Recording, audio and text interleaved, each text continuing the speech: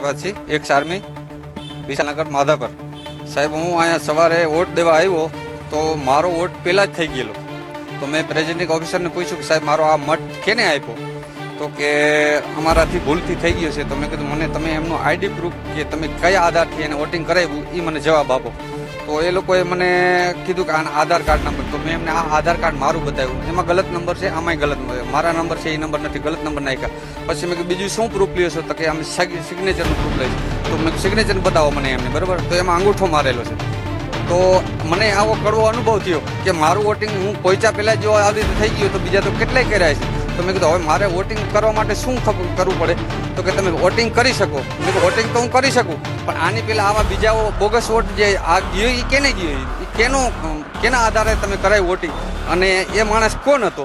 CCTV camera તમારા ઉપર લાગેલા છે, એ બતાવો મને. મને માણસ ખપે કે મારું વોટિંગ કોણ કરી ગયું. આવી રીતે તમે કેટલા વોટિંગ બોગસ કરી ગયા છો એ અમને ખબર નથી, પણ મને મારા ઉપરથી જ મને કડવો અનુભવ થયો એટલે હું તમને પૂછું છું, બરાબર. પ્રેસિડેન્ટની કમિશનરે મને કાંઈ કોઈ સંતોષકારક જવાબ નથી આપ્યો. પોલીસવાળાને વાત કરતા એ લોકો આવ્યા હતા, ગઢવી સાહેબ, પીએ સાહેબ અહીંયા આવ્યા હતા, એ મારું નામ નંબર આ તે બધું લઈ ગયા. હવે આગળની કાર્યવાહી જે કરી,